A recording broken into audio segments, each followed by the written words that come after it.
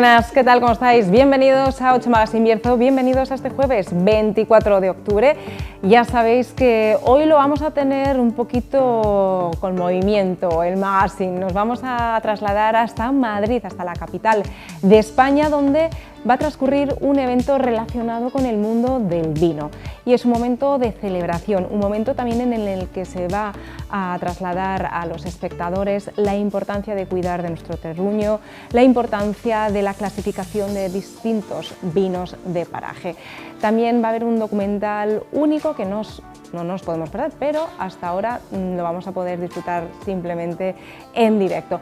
Hablaremos del Día Mundial de las Bibliotecas, un día para compartir, un día también para trasladar a nuestros más pequeños la importancia de la lectura y felicitar a la figura del bibliotecario o la bibliotecaria, algo tan importante. Tenemos también que seguir recorriendo camino con nuestro cicloviajero preferido. Él nos va a comentar cómo ha sido esa vuelta al mundo y las presentaciones que tendrán lugar a lo largo de estos próximos meses. A partir de mañana comienza una de las presentaciones más atractivas. Hablaremos también del mundo de la cultura y también del mundo de la solidaridad. Mañana es el Día Mundial de las Personas sin Hogar, por tanto Cáritas va a celebrar una serie de actividades para dar visibilidad y sensibilidad. Vamos a ir con las oportunidades de mañana, judías verdes a 3,29 el kilo.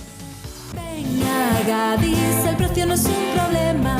Mañana, judías verdes, kilo, 3,29 €. Ahora vamos a arrancar con nuestro rincón estrella, nuestra sección que gracias a todas aquellas personas que nos habéis comentado, que nos habéis mandado mensajes para sugerirnos y para felicitar por este espacio tan importante, Aula Jurídica. Así que vamos allá sin más dilación.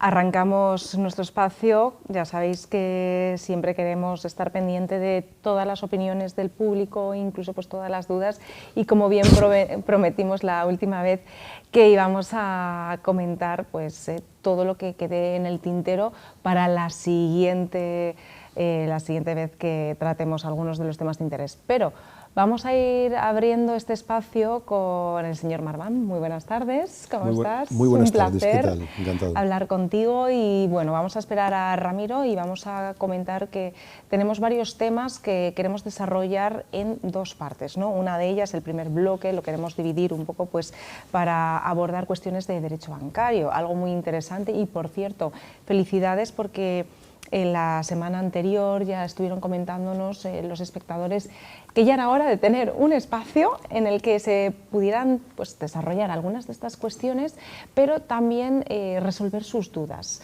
Ojalá lo podamos conseguir. Es verdad que vamos a ofrecer este espacio sobre todo pues, para tratar estos temas de forma cercana, que incluso cualquier persona que nos pueda escribir a través de las redes, nosotros vamos a organizar una red de preguntas para que podamos ir resolviéndolas ágilmente. Así que, bueno, también se acaba de incorporar con nosotros el señor Pacios. Muy buenas tardes. Buenas tardes, María. Bienvenidos. Buenas tardes. Y ahora sí, vamos a comenzar con la primera parte del bloque. Vamos a hablar de estas cuestiones de derecho bancario, ¿no? De actualidad, como por ejemplo reclamación de los gastos establecidos en las escrituras de constitución. Bueno, también algunas preguntas que nos habéis hecho. Precisamente hoy las vamos a resolver. Bienvenidos. Como siempre decimos, habrá que empezar la casa pues, con unos buenos cimientos, ¿no? Y hay veces que cuando se nos vienen las dudas y pensamos que es lo más importante que tenemos que tener en cuenta, ¿no? en cuestiones de esta índole. Arrancamos contigo. Empieza Sí, Manuel. realmente esto todo viene, como la mayor parte de la gente sabe, pero vamos a hacer un breve resumen de la sentencia del 2013, cuando el Tribunal Supremo pues, establece la nulidad de la cláusula suelo. Dicho de lo cual, pues, ya se cumplieron más de 11 años desde que se ha empezado con este tema de nulidad de cláusula suelo, pero sí que es verdad que aún existen, y desde aquí lanzo un llamamiento pues, a seguir reclamando muchas cláusulas suelo pendientes de reclamar, porque claro, la cláusula suelo básicamente, como mi compañero pues, también nos expondrá, es una cláusula que limita el interés mínimo que el banco te puede cobrar en un préstamo. Es decir, normalmente, pues, en los años anteriores, pues, el Euribor, que es normalmente el índice de referencia de casi todas las hipotecas en España, pues ha estado estos años anteriores en unos mínimos históricos. Incluso hubo digamos, una situación paradójica que incluso estaba en negativo.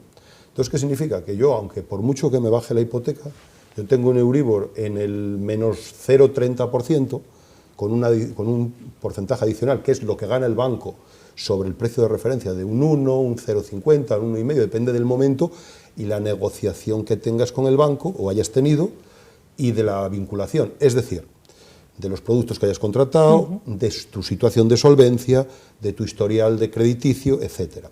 Entonces, ¿qué pasa? Pues que tú imagínate en una situación de un 1,5 y que el Euribor está menos 0,30, se tendría que aplicar un 1,20%, un 1,20% de interés. ¿Qué pasa? Que si yo tengo la cláusula suelo, pues ¿qué pasará? Pues que nunca me bajará pues, del 2,5, del 3, del 3,5, incluso hemos tenido casos del 5%. Entonces, claro, esa cláusula, los tribunales, empezando por 2013, se estableció que era abusiva, porque era una situación que en este caso ningún consumidor, ningún particular la negociaba, ni en muchos casos sabía su existencia, porque en ese momento pues no tenía importancia porque los intereses estaban más altos.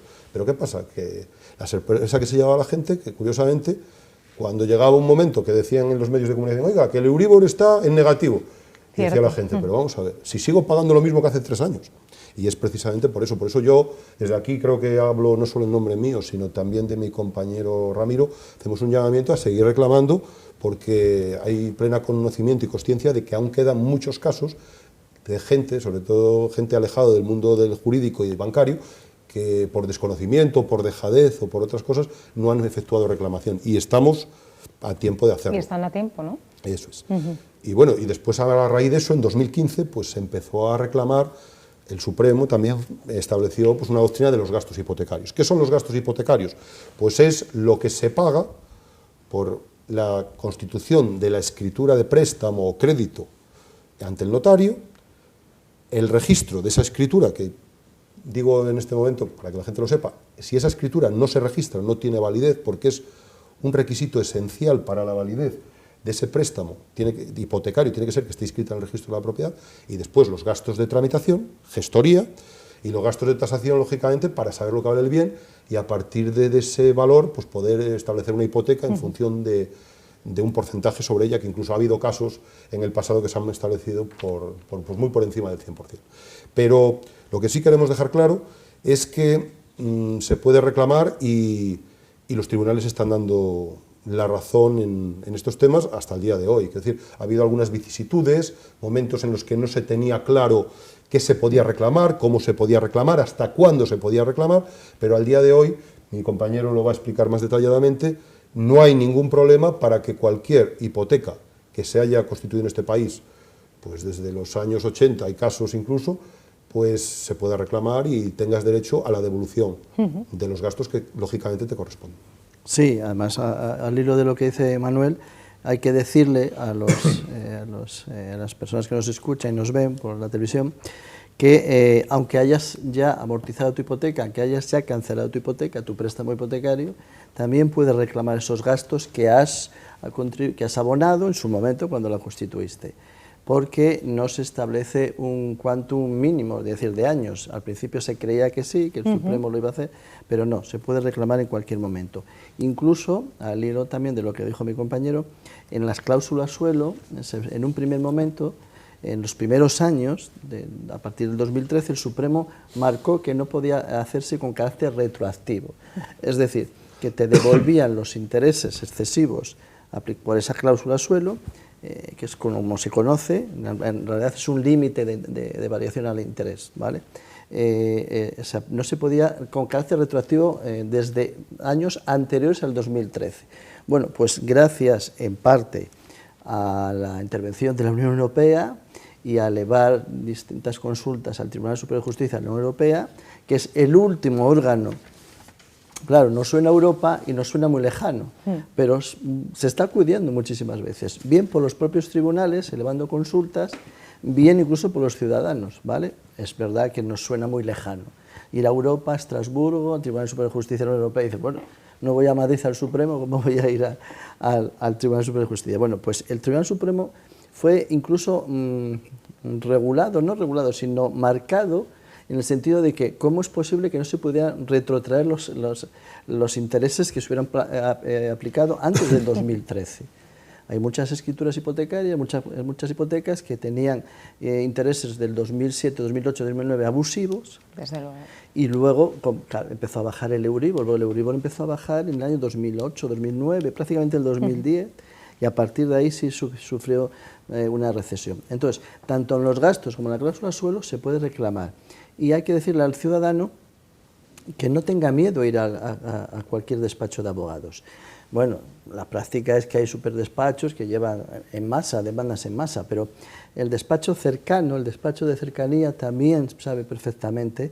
Es lo que inspira más confianza, porque además. yo creo que sí, si te metes en un despacho a nivel, digo, de Madrid, grandes publicitarios, como decía, como se anuncia, ¿no? De que llevo 200 demandas de cláusula suelo, 200 demandas de gastos hipotecarios, y bueno, también los despachos cercanos a la localidad, o bien en Ponferrada, bien en provincia, en León, o incluso en Villafranca, que también hay compañeros, o en Bembibre, o en pueblos más pequeños, ¿no? Fuera de lo que es Madrid, Barcelona, Sevilla, Valencia, todo eso, perfectamente le pueden asesorar y reclamar, y además sin gastos para el consumidor, para el ciudadano. ¿Por qué? Porque sí, la gente tiene un cierto miedo, ¿no? a claro, porque piensa, bueno, me meto en manos de abogados, uy, qué honorarios más caros. Pues hay que decirle que prácticamente, bueno, en nuestro despacho, por supuesto, no solo la primera consulta es gratuita, sino que no le cobras al ciudadano, al consumidor que venga con su problema de que tengo una cláusula suelo y que no me he enterado. Como dice Manuel, es que hay muchas todavía. Sí. Y eso que desde 2013 hasta el 2024, es decir, han pasado 11 años, y ha sido constante esos procedimientos judiciales. Han llegado a colapsar los tribunales, ¿vale?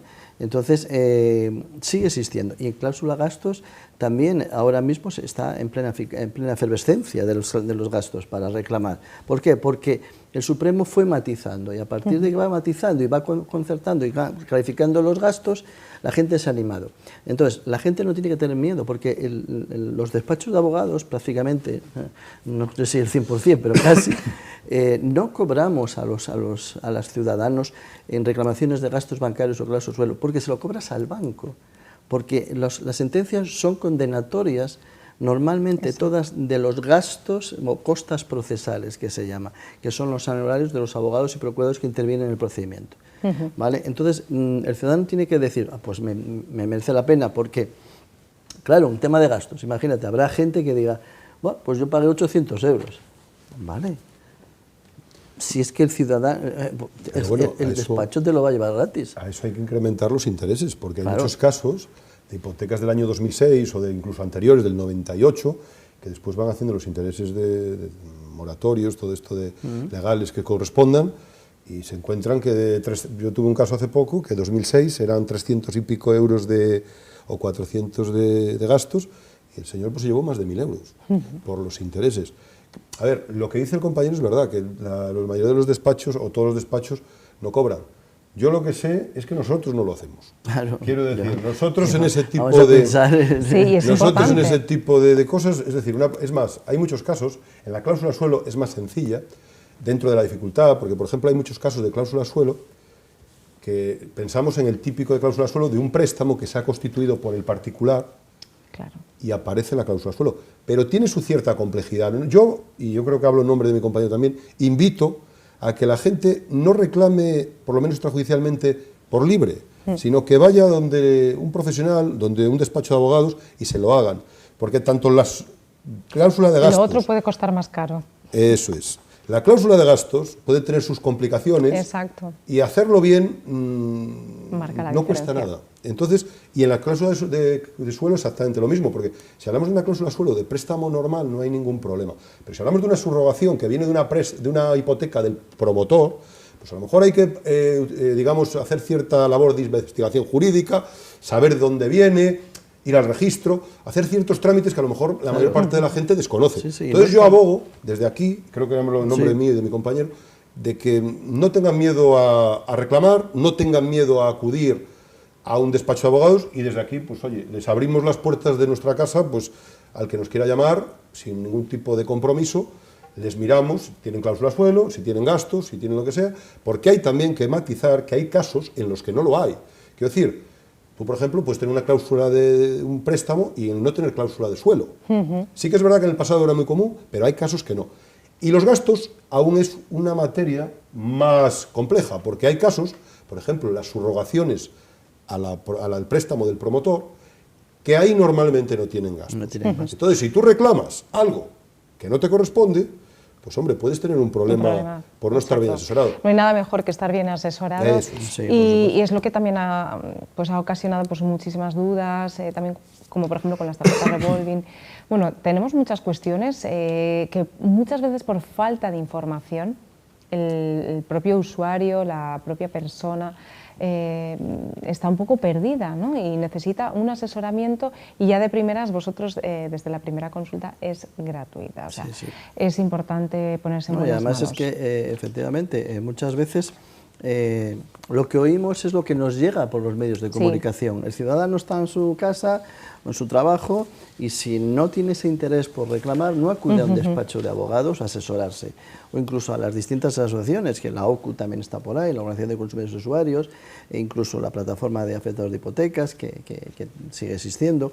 Pero quiero decir que lo que nos llega es una información de decir, pero pues sí, se puede reclamar, están dando los tribunales, pero muchas veces hay que matizar, porque mira, lo has introducido, las tarjetas revolving, que también es un tema ahora que está de actualidad, desde el año 2021-2022, porque las primeras sentencias fueron en el 2015, y no te creas que establecieron sí, que se consideraba una cláusula, esas tarjetas revolving son unas tarjetas muy complejas, porque las solicitamos, nos las ofrecen fácilmente, si necesitas dinero, tienes aquí este préstamo, te haces una tarjeta, no leemos los contratos, y los contratos es un interés sobre interés, es decir, es un interés siempre prácticamente usurario, que se define como un interés excesivo. Bueno, pues el Tribunal Supremo de nuestro país ha ido cambiando los criterios. Empezó adoptando un criterio en el 2015 que sí, establecía que era una cláusula que se podía derogar para los consumidores que hubieran concertado ese tipo de tarjetas, establecía que sí, y basaba su idea de que eran nulos esos intereses cuando superaban el 20%, ¿vale? Es decir, estamos hablando de un 20% de interés. Fíjate, en unas tarjetas que normalmente tienes un límite para sacar, para disponer, y a partir de ese límite empiezas a pagar, ¿vale? Durante todo el tiempo, y cuando vas agotando ese límite incluso te vuelven a ofrecer para que vuelvas a ampliar.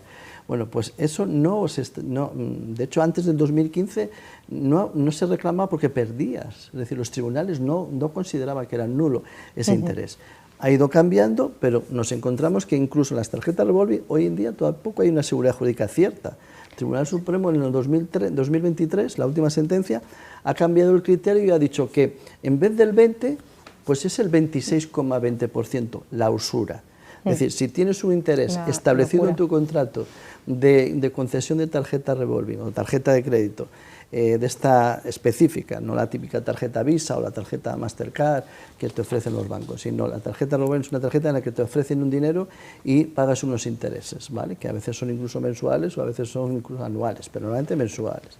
Entonces te dicen, vale, pues el Supremo que dijo, pues a partir del 26% es usura, ¿vale? Luego ha definido el criterio y ha dicho, bueno, si el tipo de interés medio incrementado en 6 puntos supera ese interés medio en 6 puntos, es decir, si el tipo de interés medio suele estar en torno al 19-20, en medio de estos tipos de crédito, que se publican desde el año 2010 por el Banco de España. Hasta el año 2010 el Banco de España no publicaba ningún tipo de referencia con respecto a estas operaciones de crédito específico, más bien híbridas, no son las típicas de constitución de hipotecas, préstamos de consumo, préstamos a las empresas, son unos préstamos un poquito más, que le llaman de consumo, pero bueno, en realidad es un poquito con una estrategia. Hablando de este tema, yo creo que hablo por uno de los dos, lo que queremos trasladar es que es importante, todo tiene ciertos esquinas, ciertos recovecos, y es bueno estar bien asesorado, porque podemos meter la pata. Mire, en esta semana Hubo una clienta mía que le reclamaban un préstamo personal de cuantía 300 euros y le reclamaban de cuota de morosidad, o sea, como de cuota de mora, 645 euros. Y de intereses, estamos hablando de un crédito de junio-mayo del año pasado, que había incumplido en 2 o 3 cuotas, por no sé de qué circunstancias, pues me imagino que le habría pasado un problema económico de buena índole, pues 116 euros de interés. Una locura. Estamos hablando de que entre cuotas e intereses le están metiendo un 240% de interés en 1 año y 3 meses. Sí. Eso es una barbaridad. Sí.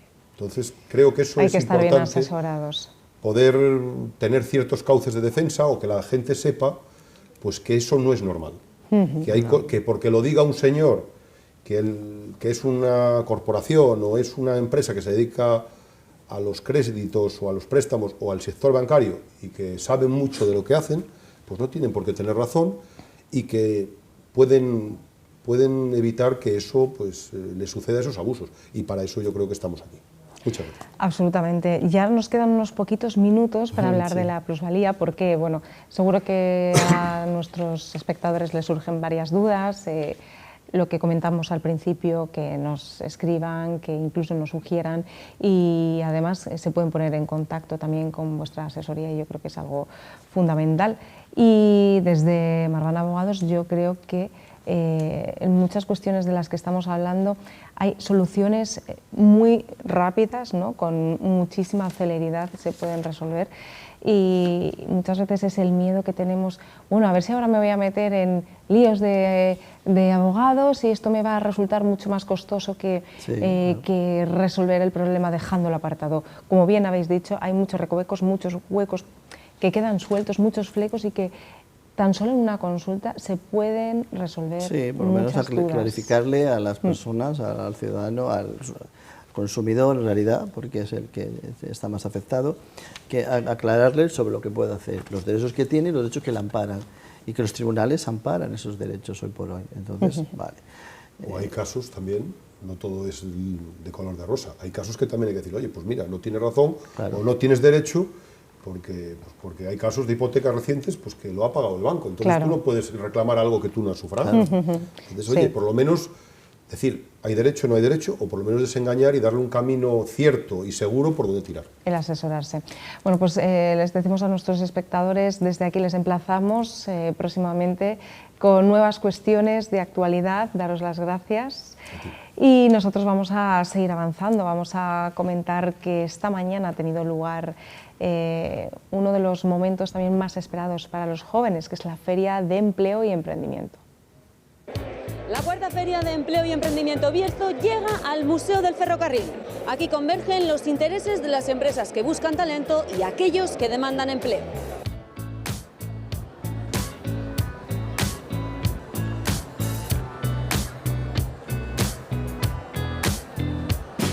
Vanessa Capilla, y tú vas a ser quien nos explique cuáles son los objetivos de esta feria. Perfectamente, pues mira, los objetivos de esta feria al final es aunar, por un lado, a los empleadores de la zona, pues con los jóvenes que están en búsqueda de empleo o que tienen pues inquietudes respecto a su futuro profesional. Es un punto de encuentro entre esas dos realidades. Talento y demanda de empleo. Efectivamente, un poco el objetivo de la Cámara de Comercio es poder aunar esas dos situaciones y facilitar en una jornada la posibilidad, bueno, pues de que se encuentren de manera directa. Estamos ya en la cuarta edición, la última fue en el 2022 y esto va creciendo y sigue creciendo. Esperemos que sí y que cada vez esto se nos va quedando más pequeño, incluso hemos tenido empresas que se han quedado fuera porque no había sitio para todos los expositores, así que esperamos que siga adelante y cada vez más grande. ¿Cuántos expositores hay en total aquí? En total ahora mismo tenemos 45, que es el aforo máximo. Entre empresas y también administraciones, instituciones, ¿no? Instituciones y empleadores de todo tipo, sí.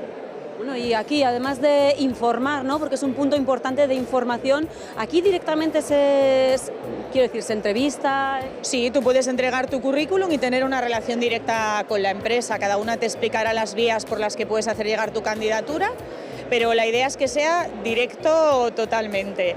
Además, tienes la opción de participar también en conferencias que va a haber relacionadas con el mundo del empleo y con desarrollar habilidades para la empleabilidad. muy actualizadas además las temáticas, muy con el tema de la inteligencia artificial, la digitalización y demás, ¿verdad? Efectivamente, hemos intentado que sean temas pues, que sean de actualidad y que tengan interés pues, para este público joven, que al final es un poco el objetivo de la feria. Eso es, está enfocada, vas sobre todo en la juventud, hasta 29 años si no me equivoco, pero también podría venir alguien mayor de 29. Perfectamente, la feria está enmarcada dentro de un programa para jóvenes inscritos en el Sistema Nacional de Garantía Juvenil, pero contamos con la colaboración del Servicio Público de Empleo, lo que hace que esté abierta a todo tipo de población. Vamos a estar hoy todo el día hasta las 5 de la tarde y la entrada es libre. ¿Y en este tiempo cuánta gente se calcula que va a pasar por aquí? Pues la verdad, yo creo que las previsiones ya se han roto, porque la última vez que estuvimos, en 2022, hubo en torno a unas 700 personas y yo creo que igual ya las hemos superado en este rato de mañana. En un ratito, porque esto acaba de empezar. Por eso digo que mucha gente, esperemos. De aquí solo pueden salir cosas buenas. Muchas gracias, Vanessa. Sí, gracias a vosotros. Jennifer, Claudia y Andrea, vosotras sois algunas de las que venís aquí. ¿A qué venís exactamente? A buscar empleo. Sí, a informarnos, prácticas, empleo. ¿Y ahora mismo estáis cursando algo o a qué os dedicáis? A un grado medio, en actividades comerciales. ¿Actividades comerciales? Sí. Bueno, ¿y por aquí qué habéis visto? Pues hay varias empresas que la verdad que nos interesan muchísimo, que hay muchas opciones de empleo, la verdad, y a ver si hay suerte. Por ejemplo, ¿qué puesto buscarías tú? A ver, yo tiro más a hostelería porque tengo más experiencia, pero bueno, que hay que probar de todo y aprender de todo. ¿Sería vuestro primer empleo? No, yo no. El mío sí. ¿Y a ti qué puesto te gustaría ocupar? Yo buscaría un trabajo enfocado a mi grado, pero aquí o cerca de Ponferrada. De logística, de recursos humanos, marketing. Buscaría algo así. ¿Habéis dejado vuestro currículum en algún sitio? ¿Lo habéis traído? No, pero nos dan... A mí nos dan papeles para mandarlo a un correo específico los currículums. Entonces sí, hemos cogido los papeles, los correos, las tarjetas de números de teléfono y todo para mandar el currículum. Porque claro, no pensábamos traer tantos currículums. O sea que aquí ha habido cosas que os han interesado, entiendo. Sí, Hay de todo. es muy interesante, la verdad. Sí. Ariadna y David, vosotros estáis estudiando actividades comerciales y servicios administrativos. ¿Os habéis dado ya una vuelta por aquí para ver a qué podéis optar? Sí, a toda entera. Me lo he visto todo entero, me han parecido muy interesantes algunos puestos y para una segunda vez que vayáis a hacerlo me interesaría mirar un poquitín más. Me he pasado por varios de los puestos y me he informado bastante de muchas cosas. Me está encantando la feria. Está súper bien y volvería encantadísima. Bueno, de primeras lo que habría que hacer es concertar una entrevista, ¿no? Entiendo, ¿habéis mandado algún currículum, lo vais a enviar? Aún no, futuramente sí he visto algún puesto que me interesaría. No lo he mandado todavía, pero sí que me han dado varias tarjetitas y cosas y pues seguramente acabe mandando alguno y hay varios puestos bastante interesantes. ¿Esta sería la inserción al mundo laboral, vuestra primera incursión en el mundo laboral o ya tenéis experiencia? No, sería mi primera vez. Bueno, anteriormente vendimiar, lo único. Eso también es trabajar, ¿eh? Sí, pero bueno, buscando formalmente y tal, es mi primera vez. Yo no, yo sí tengo experiencia, he trabajado alguna vez en verano, cosas así, en el centro comercial o... sí. Pues nada, pues mucha suerte, chicos. Pues muchas gracias.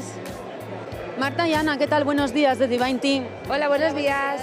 Bueno, ¿cómo va la mañana? ¿Se está pasando mucha gente por el stand? Sí, la verdad es que sí, han parado bastante gente por las bolsas, les llama la atención, nos preguntan un poquitín a ver de qué va la empresa y bueno, les vamos explicando a ver si atraemos talento. Bueno, pues contadnos a nosotros también qué es lo que buscáis, qué se hace en Divine Team.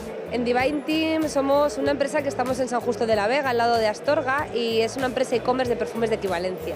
En breves haremos tiendas, tendremos tiendas físicas, entonces necesitamos pues mucho talento, todo lo que venga. ¿Va a venir alguna tienda aquí, Alberto?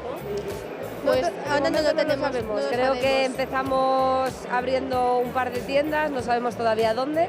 Y aquí estáis buscando nuevos talentos, supongo, gente que quiera trabajar con vosotros. No sé cuál es el sistema, si pedís currículums o directamente hacéis aquí la entrevista. Nos han hecho, de momento, nos han dado currículum en mano y les damos una tarjeta con un QR, aquí tienen el QR también en grande, para poder echar el currículum en vacantes. Tenemos vacantes tanto en oficina como en producción.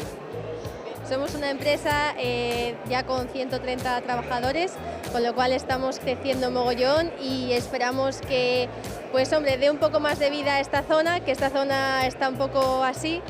De momento sois 130, ¿cuánta gente buscáis ampliar la empresa? Pues en vistas de ir creciendo bastante. Tenemos al menos unas 8 vacantes abiertas, tanto de oficina como parte de almacén.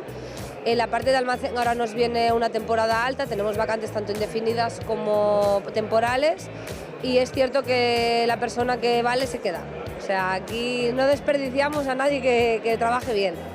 Pues muy bien, muchas gracias y mucha suerte. Muchas gracias a vosotros. Adiós. Bueno, todo un éxito la Feria del Empleo y Emprendimiento en Ponferrada. Desde aquí animamos a todos los jóvenes que sigan apostando por un futuro y ojalá que sea aquí en esta comarca. Nos vamos a publicidad, pero en breve volvemos en menos de 4 minutos con más actualidad. Hasta ahora.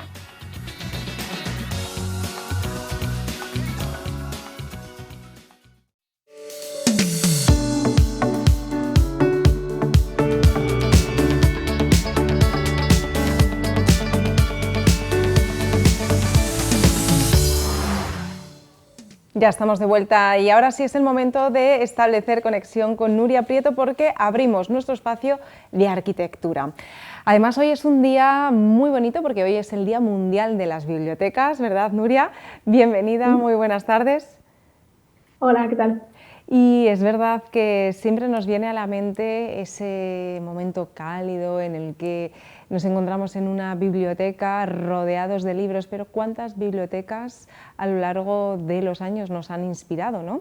También tenemos que tener una mirada hacia el futuro y son las bibliotecas de ahora, las bibliotecas que se han ido modernizando y cambiando con el tiempo. Luego hablaremos de otro tema que también nos apasiona, que es arquitectura, enfermedad y movimiento moderno, y os contaremos por qué. Pero de primeras tenemos unas pequeñas curiosidades. Sí, ya que es el Día Mundial de las Bibliotecas, podemos hablar un poco de bibliotecas. Es curioso porque a los arquitectos en general nos gusta mucho el encargo de la biblioteca, porque de alguna manera tenemos una relación muy estrecha con los libros. Nuestra profesión es como muy multidisciplinar y sabemos de todo pero no sabemos de nada en realidad, con lo cual siempre tenemos que estar recurriendo a la referencia de los libros, no nos queda otra. Y realmente la arquitectura moderna nos ha dado bibliotecas muy interesantes y ha habido un cambio muy grande, porque si relacionamos el tema de leer o, como decías ahora, imaginarse a uno mismo, uno leyendo, siempre pensamos a lo mejor en esa iluminación antigua de las velas o de la iluminación eléctrica, pero lo que hace el movimiento moderno es decir que la iluminación fundamental es la natural y la luz buena para leer en las bibliotecas, contrariamente a lo que se suele pensar, es la luz del norte, porque es una luz más blanca, más homogénea, que te permite que no te refleje tanto el papel o que no te produzca contraste y es mucho más cómoda para leer, bueno, para estudiar o para trabajar. Qué curioso, ¿no? Porque normalmente, lo comentábamos, a la hora de elegir una casa es verdad que casi todo el mundo quiere orientación sur, ¿no? Esa luz que te da. Y a la hora de establecer una biblioteca o bueno, una sala dedicada a la lectura, pues la orientación generalmente la mejor luz es la del norte, ¿no? Sí, de hecho, mira, hay dos ejemplos paradigmáticos de bibliotecas que solemos estudiar siempre. Una es la Philip Exeter de Cannes, que es un arquitecto americano. Esta biblioteca está en Estados Unidos, en Boston, creo recordar. Y otra es una biblioteca proyectada por el arquitecto finlandés Alvar Aalto. En ambas, aunque la pieza de la sala de lectura, digamos, no la sala de consulta donde tú coges los libros, sino la de lectura, aunque esa pieza pueda estar posicionada hacia cualquier orientación, estas bibliotecas incorporan unos lucernarios que la luz que vierten sobre la sala siempre es norte. El lucernario, que es un agujero en el techo, puede ser recto, pero también puede ser inclinado hacia un lado o hacia otro, de tal manera que te proyecta la luz hacia el interior en la orientación que tú quieras, ¿no? Entonces, estas bibliotecas, concretamente la de Aalto, que además es un arquitecto nórdico, yo no he estado, pero todo el mundo que ha estado y simplemente viendo las fotografías es que cogerías cualquier libro, aunque sea en finlandés, para leerlo, a ver qué pasa, porque el ambiente es tan sumamente acogedor que solamente tienes ganas de leer, ¿no? Entonces, si a alguien no le gusta mucho leer, basta con visitar una de estas bibliotecas para que te entren ganas. Lo voy a apuntar, que quede incluido ahí en el viaje. Bueno, nos parece muy curioso, ¿no? Y luego también hay bibliotecas de cuento, que seguro que más adelante mostraremos, porque es cierto, ¿no? Por ejemplo, bueno, pues hay una de las bibliotecas, librerías, así por decirlo, en las que se inspiró la película de Harry Potter, por ejemplo, la librería Leio de Porto. Es uno de los grandes puntos, ¿no? En los que muchos turistas se acercan, también pues esa inspiración que ha servido a la hora de idear la película de Harry Potter. Así que como estas novedades y curiosidades hay muchas más. Pero como novedades también queremos hablar del relato de la arquitectura moderna, ¿no? Es como un cambio de paradigma. Sí, mira, cuando yo estudiaba la carrera había un profesor que era de construcción, no de la rama de proyectos, que es donde tú haces los ejercicios de proyectos, que nos decía, cuando os digan que vuestra obra, o sea, una casa, una vivienda unifamiliar que has hecho o cualquier proyecto, se parece a un centro de salud, entonces es que vais por el buen camino. Claro, esto en un principio a nosotros nos sonaba chiste, lo hacía para que nos riésemos, pero en realidad tenía mucha razón, porque de alguna manera la arquitectura del movimiento moderno, que son este tipo de viviendas que estamos viendo, con sus líneas rectas, de alguna manera las asociamos con la arquitectura sanitaria. Hay algo que nos hace asociarlas. Sin embargo, el relato de la arquitectura moderna, cuando coges un libro de historia o de arquitectura y te pones a leer sobre estos edificios, por ejemplo, el pabellón Barcelona, que es el que estamos viendo, o la Tugendhat, que es la que estamos viendo ahora, siempre te dan una visión heroica, ¿no? Como un grupo de gente muy, muy, muy inteligente que de repente un día se les ocurrió utilizar otro lenguaje y que adaptaron la tecnología, que en aquel momento también era emergente, para desarrollar su lenguaje. Y dices, bueno, es como la historia de la idea feliz, ¿no? O es como ver un Picasso de repente y decir, a este señor se le ocurrió de repente ponerle la nariz a una señora aquí en el lateral y eso es arte. No, en realidad todas estas lecturas van mucho más atrás y tienen un contexto mucho más importante. Los principios del movimiento moderno, fundamentalmente son 5, son muy claros. Uno de ellos es la planta libre, es decir, que no haya tabiques, porque como vamos a construir con hormigón no son necesarios los muros de carga, con lo cual la planta puede ser libre. La cubierta plana, como estamos viendo ahí. La separación del terreno, siempre están elevados del terreno, tienen un zócalo o unos pilares que los elevan del terreno. Y luego la iluminación y la ventilación natural. Y la iluminación al máximo posible. Vemos ahí una fachada acristalada, por ejemplo, en el edificio de la Bauhaus, que era una de las escuelas que enseñaba los principios del movimiento moderno, ¿no? Entonces, claro, estos principios a nosotros en la escuela nos los enseñan desde un punto de vista como muy histórico y muy lingüístico y desde ese punto de vista heroico. Pero hay un contexto detrás que nunca te cuentan, que es el contexto de la enfermedad. Ahora acabamos de pasar el COVID hace unos años y el COVID a nosotros nos influyó desde el punto de vista que había que estar en casa, tal. El contexto del movimiento moderno viene de un conjunto de enfermedades en las que la más importante era la tuberculosis. Claro, ahora no lo entendemos mucho, nos parece raro, pero es que la tuberculosis en los años 20, en los años 30, o sea, como pandemia, llegó a matar a 1 de cada 7 personas del mundo. En la ciudad de París, la tuberculosis llegó a matar a 1 de cada 3 personas. Claro, esto socialmente, ya no hablo de las muertes, sino socialmente, es un impacto psicológico muy importante para la gente, sobre todo en una enfermedad que, aunque se había descubierto en el año 1882 la bacteria que la causaba, la gente no entendía muy bien cómo se transmitía. Pensaban que si vivías en un sitio húmedo, podías estar enfermo. Veían que si tosías te contagiabas, pero no les quedaba muy claro cómo se transmitía. Como nosotros al principio con el COVID, que entendíamos cosas, pero tampoco todas, ¿no? Exacto. Sí, y de hecho es verdad que ahora estas imágenes que estoy viendo me recuerdan mucho al Hospital de los Montalvos de Salamanca, que era un antiguo hospital de tuberculosos, ¿no? Que se necesitaban ambientes secos, muy aireados y superficies muy amplias y planas. Hay gente que dice, bueno, pues esto parece que es como un hotel, ¿no? Bueno, pues tiene esa inspiración. Claro, la arquitectura de los sanatorios antituberculosos, que empezaron a construirse precisamente para sanar a la gente, de repente empezaba a incorporar un conjunto de principios. El movimiento moderno lo que hace es trasladar esos principios a la vivienda. Y de repente lo que hablábamos de la planta libre realmente es para que circule el aire al máximo posible y que tengas toda la libertad posible. Sí. La cubierta plana, vendían la arquitectura moderna diciendo que la cubierta plana era un sitio donde tú podías tomar el sol y secar tu cuerpo, ¿no? Es un poco esto que estamos hablando, del aire libre y de estar sanos. La separación del suelo.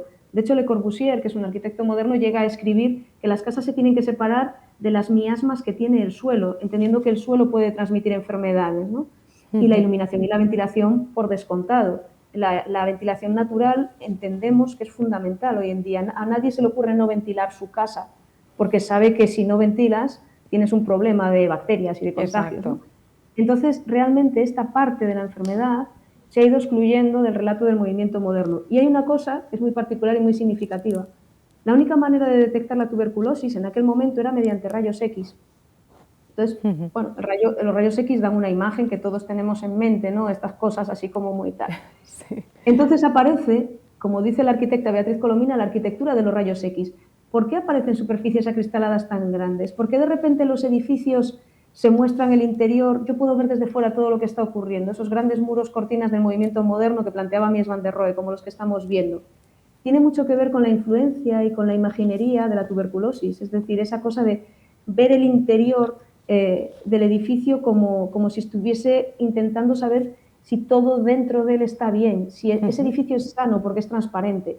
De hecho, Mies van der Rohe llega al extremo de proyectar edificios así que causan muchos problemas funcionales. El que estamos viendo ahora, el Seagram, por ejemplo, tenía un problema de condensaciones muy grande por las superficies acristaladas, hasta que lo resolvió.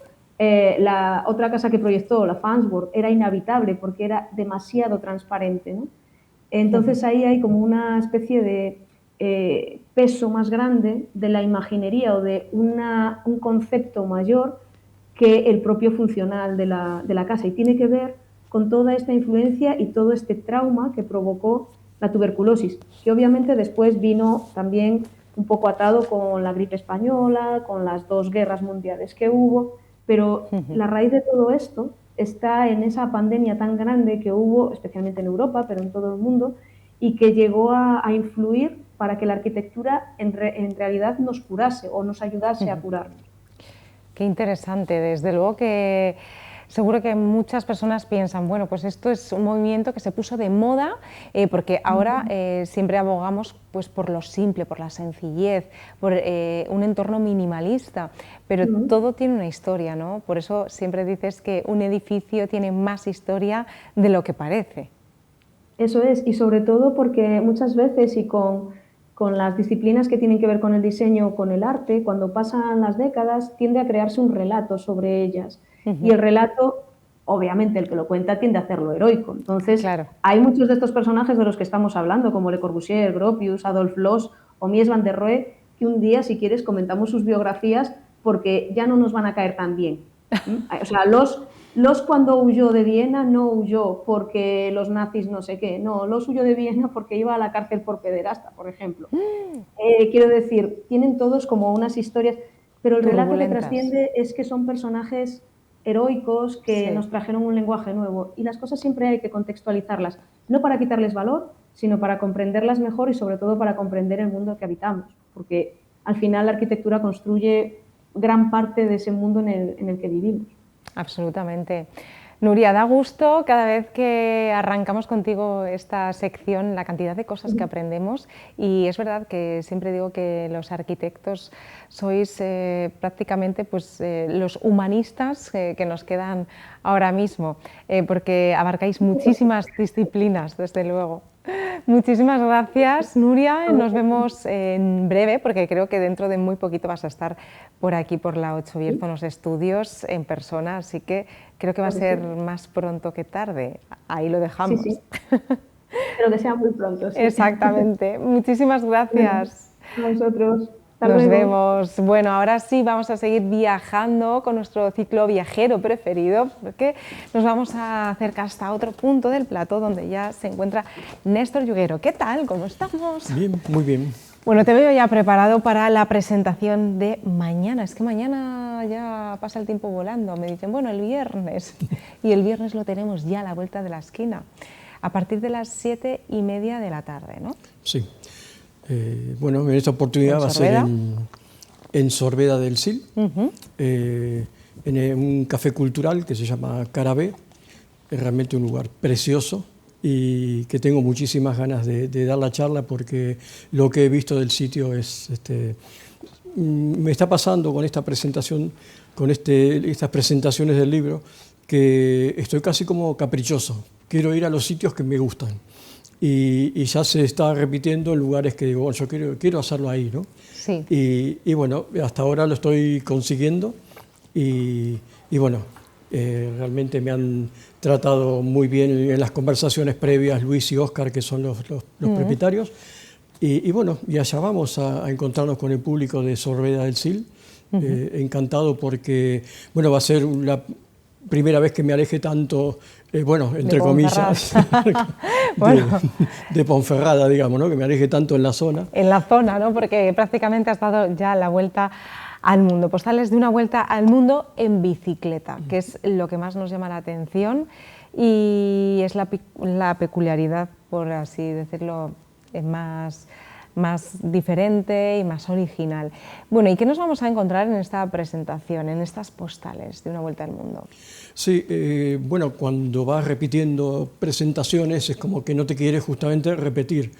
Entonces, estos días que he estado viendo fotografías y cosas, otras cosas de otros viajes incluso, bueno, me entusiasma como espectador, digamos, ¿no? Y bueno, eso espero que enriquezca la charla, porque bueno, quiero contar un poco también la previa, si bien a las personas les sorprende, ¿no? Les atrae una vuelta al mundo, pero claro, los viajes anteriores, pobrecitos, quedan ahí como relegados, pero bueno, la vuelta a Europa también, ahora viendo recuerdos, claro, ha sido fantástica. Bueno, todos los viajes han tenido lo suyo, ha sido parte del crecimiento para llegar al punto de la vuelta, ¿no?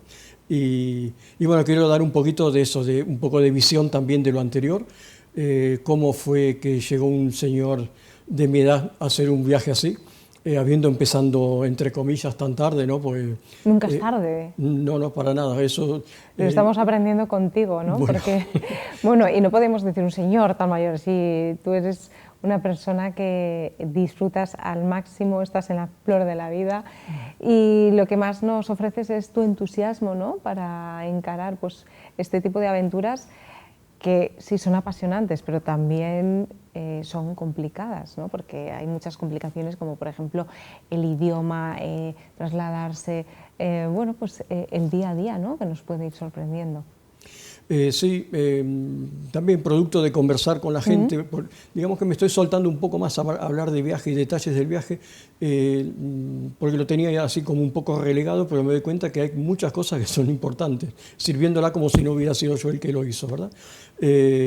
Y sí, el tema del idioma, bueno, yo siempre cuento que viajo con el inglés que aprendí en la secundaria, hace ya como 40 y tantos años, pero que con eso me ha sido suficiente para viajar, para entenderme en todo tipo de países, en diferentes países con otros idiomas, pero lo que leí hace poquito justamente era que es una especie de enseñanza a los más jóvenes y para todos, que puedes viajar con el inglés que yo tengo, pero te pierdes el 50% del mundo. Y me pareció interesantísimo, porque es cierto, hay muchas cosas que yo me pierdo por no comprenderlas, por no saber y seguir. Y bueno, y así que eso, recomiendo que sí, que se estudie idioma. Es mucho mejor sabiendo idiomas, sí, y va a ser mucho más completo y va a ser enriquecedor para uno mismo también, ¿no?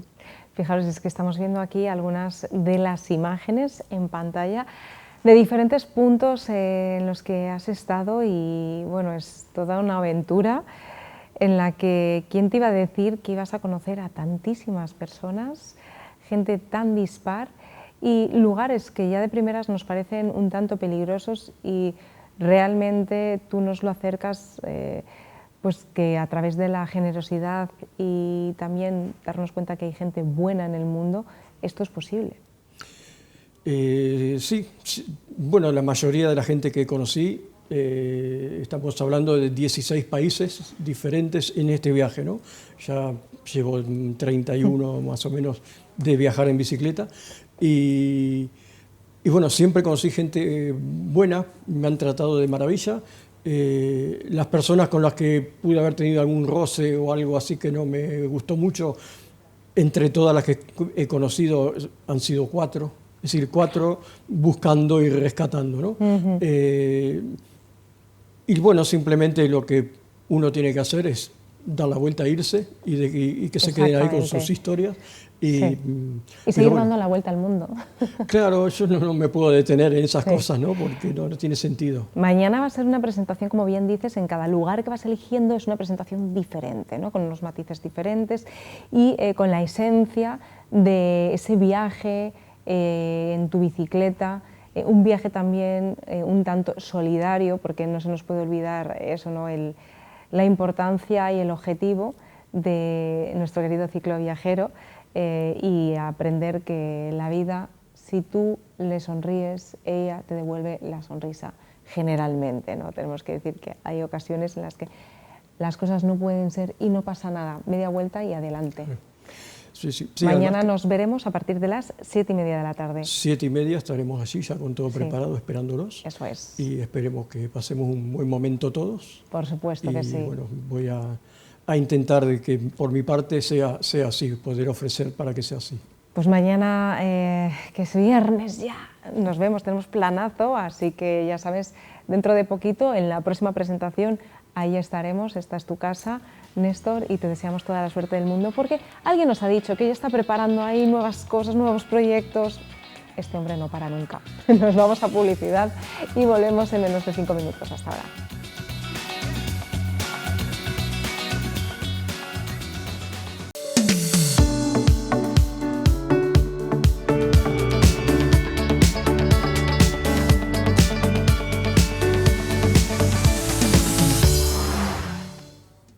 Ya estamos de vuelta de publicidad y ahora sí vamos a establecer conexión con Juanma Prieto. Muy buenas tardes. ¿Qué tal? ¿Cómo estás? Buenas tardes. Desde Cáritas tenemos la oportunidad de poder hablar sobre esta nueva campaña Caminemos Juntos. El día 27 es el Día Mundial de las Personas Sin Hogar. Y por desgracia tenemos una cifra bastante alta en España y aquí en El Bierzo. Juanma, cuéntanos en qué consiste esta campaña. Buenas tardes y nada, pues esta campaña es una campaña institucionalizada desde Cáritas Española y las demás ONGs que trabajan con las personas sin hogar para concienciar, para dar visibilidad a esta problemática que hoy cada vez es mayor. Si el problema de la vivienda es muy grande para todas las personas, por así decir, normales, imaginaos para estas personas que están en la calle, que es principalmente las que Cáritas de Astorga o Cáritas Española atiende. A las otras se atiende a través de otros programas, pero a las personas que están en calle son a las que va dirigida principalmente esta campaña. Dentro del programa de Nadie Sin Hogar, que es un programa de varios años, Cáritas Española y, como os digo, las demás ONGs pretenden que poco a poco la sociedad y sobre todo las administraciones se conciencien con esta problemática. Pues como sabéis, nuestra Constitución dice que el gobierno debe garantizar el derecho que toda persona tiene a tener una vivienda permanente y en paz. Bueno, muy importante este lema y sobre todo estos derechos fundamentales que no siempre podemos llegar a tiempo y desde luego que Cáritas trabaja de forma activa los 365 días del año. Tenemos esta fecha en el calendario el día 27, pero vosotros estáis diversificando pues, también todas las actividades que organizáis, ayudando, intentando gestionar esta problemática tan complicada que cada vez afecta a más jóvenes. Sí, claro. Sobre todo a jóvenes y especialmente estamos dando más visibilidad sobre la mujer. Pues se nos está incrementando, no quizá en estos núcleos que igual somos más pequeños, pero bueno, Ponferrada sí que ha tenido un incremento considerable de mujeres, porque hay que darse cuenta de que si la problemática para todos es grande, imaginaros una mujer con todos los problemas que hay de acoso sexual, de inseguridades.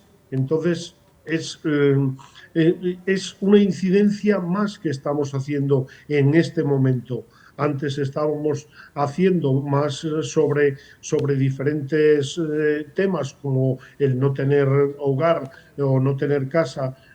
Mata diferentes cosas, tanto la afectividad, la seguridad, el estar encardinado dentro de lo que son las personas y el núcleo poblacional, ¿no? Absolutamente.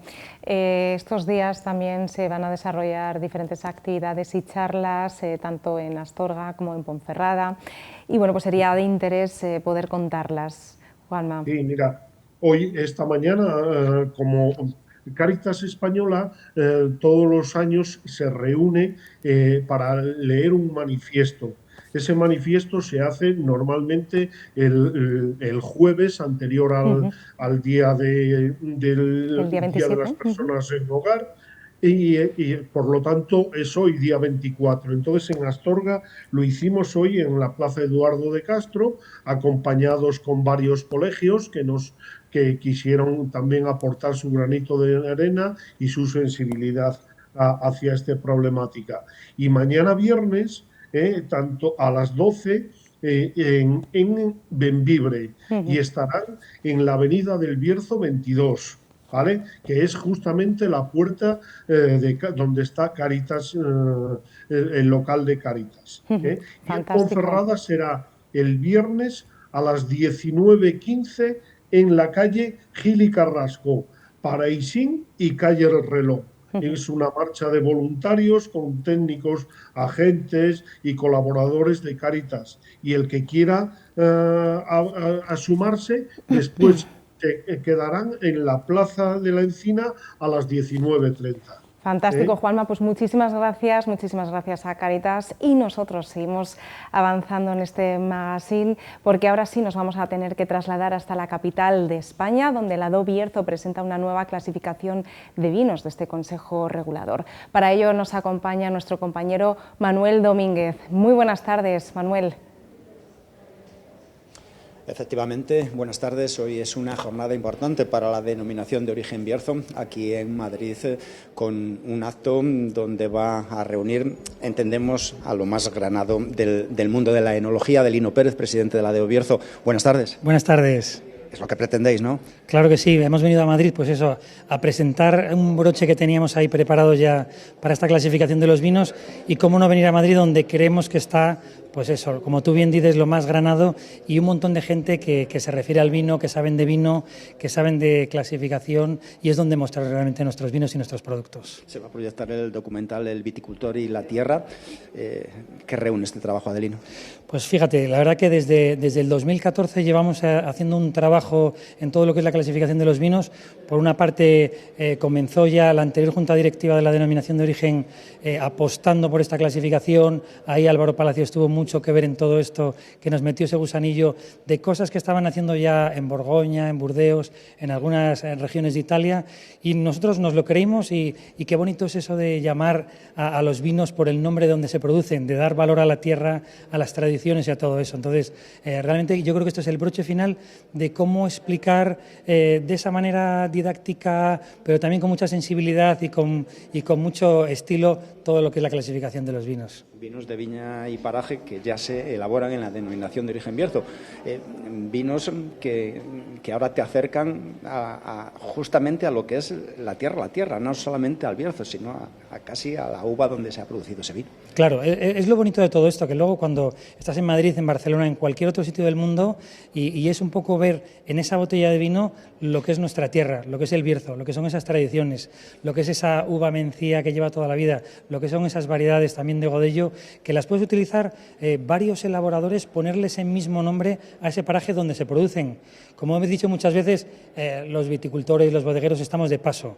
Esa tierra que lleva ahí tantos años va a continuar otros muchos años y para nosotros es muy importante. ¿Cuánta gente elabora ya en la de Bierzo vinos de estas características? Pues fíjate, nosotros somos como 73 bodegas a día de hoy con denominación de origen y ya prácticamente la mitad están haciendo algún vino de paraje, algún vino de villa y ya, bueno, poquito a poquito ya creo que van a salir dentro de muy poquito algún vino de viña clasificada, que eso ya es el siguiente escalón y muy importante para nosotros. Ya el último sería, ¿no? No, antepenúltimo. Son vinos de denominación de origen, vinos de villa, vinos de paraje, vinos de viña y vinos de gran viña clasificada, que todavía nos queda un tiempo para todo eso, pero bueno, poco a poco le vamos dando ese valor y lo queremos dar a conocer. Al final, lo que se hace y no se cuenta no existe.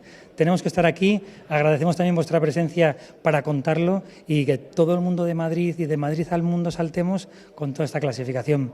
Tú ya has visto el trabajo del documental.